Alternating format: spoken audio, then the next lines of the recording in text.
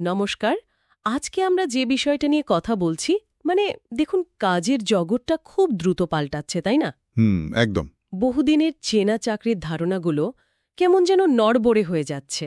আসলে আজ আমরা এরিক ওয়ারের একটা ইউটিউব ভিডিও নিয়ে কথা বলবো। ওখানে এই পরিবর্তনের ধারা আর উদ্যোক্তা হওয়ার যে একটা ঝোঁক দেখা যাচ্ছে সেটা নিয়ে বলা হয়েছে। আচ্ছা, এরিক ওয়ারের ভিডিওটা। হ্যাঁ, আমাদের লক্ষ্য হবে এই ভিডিওর মূল ভাবনাগুলো একটু তলিয়ে দেখা। কেন চিরাচরিত চাকরির মডেলে লোকেদের আস্থা কমছে, নতুন অর্থনীতিতে নিজের উদ্যোগ শুরু করাটা কতটা জরুরি হয়ে পড়ছে, আর নেটওয়ার্ক মার্কেটিং ব্যাপারটা ঠিক কিভাবে এখানে ফিট করে। ঠিক। ভিডিওতে একটা বেশ চমকে দেওয়ার মতো তথ্য আছে, কিন্তু বলছে সোমবার সকালে নাকি হার্ট অ্যাটাকের ঝুঁকি ৩৫% বেড়ে যায়। বাবা, তার মানে কাজের চাপটা আসলেই মারাত্মক পর্যায়ে। হ্যাঁ, ভাবার মতো বিষয়।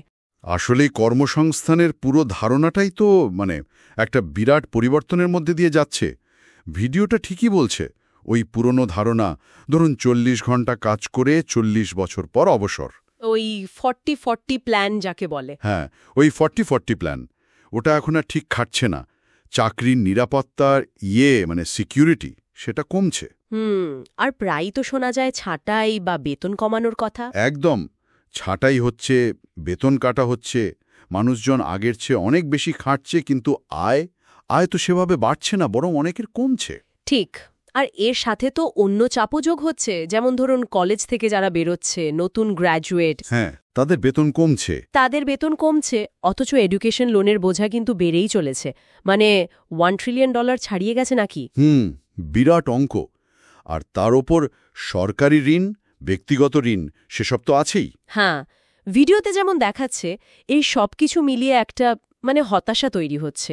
ওই একঘেয়ে কিউবিকলের জীবন, কিংবা সোমবার কাজে যেতে ইচ্ছে না করা, যেন একটা ফাঁদে আটকে পড়া অনুভূতি, তাই না?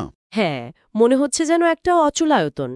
আর এই অচলায়তন ভাঙ্গার একটা পথ হিসেবেই বোধহয় ভিডিওটাতে উদ্যোক্তা হওয়ার কথা জোর দিয়ে বলা হচ্ছে। মূল যুক্তিটা হলো অন্যের উপর নির্ভর না করে নিজের অর্থনীতি, আমার অর্থনীতি বা মাই ইকোনমি তৈরি করা, নিজের ভাগ্য নিজের হাতে নেওয়া আর কি। কারণ অন্য পথগুলো তো বেশ কঠিন লাগছে, যেমন চালু ব্যবসা কেনা। হ্যাঁ, সেটাই।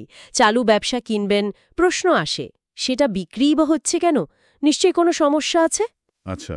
আর ফ্র্যাঞ্চাইজি তো বেশ ব্যয়বহুল, সবার পক্ষে সম্ভব না। আবার ধরুন একদম নতুন কিছু শুরু করা, সেখানে তো অভিজ্ঞতা লাগে, টাকা লাগে, ঝুঁকি নেওয়ার সাহস লাগে। সেটাও ঠিক। আবার যদি ভাবেন বিনিয়োগকারী হবেন, সেখানেও ঝুঁকি প্রচুর।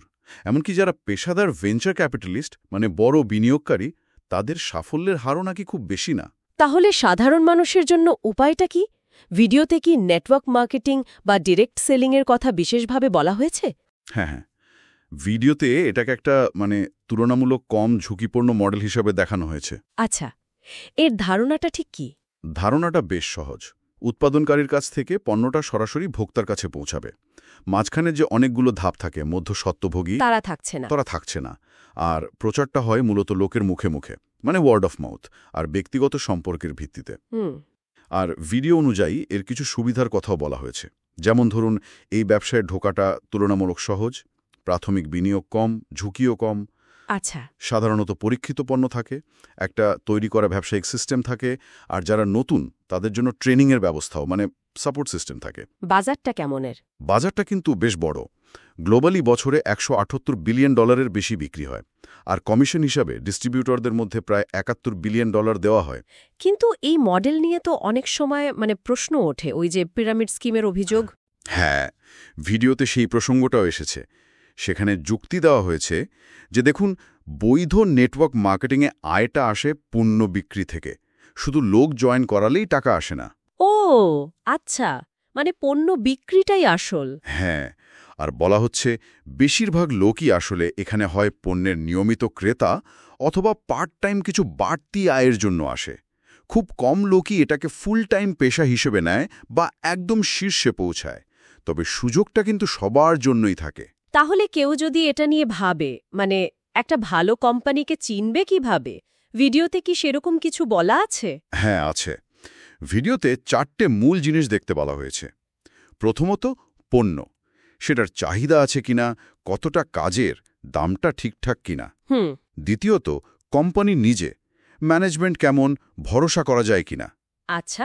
তৃতীয়ত, কম্পেনসেশন প্ল্যান, মানে যারা নতুন আসছে তারা কি তাড়াতাড়ি আয় শুরু করতে পারবে, পার্ট টাইম বা ফুল টাইম হিসাবে ভালো আয়ের সুযোগ আছে কিনা। আর চতুর্থ হল সাপোর্ট সিস্টেম, মানে ঠিকঠাক ট্রেনিং, ওয়েবসাইট বা অন্যান্য সাহায্যগুলো পাওয়া যাবে কিনা, এগুলো দেখে তবেই এগোনো উচিত।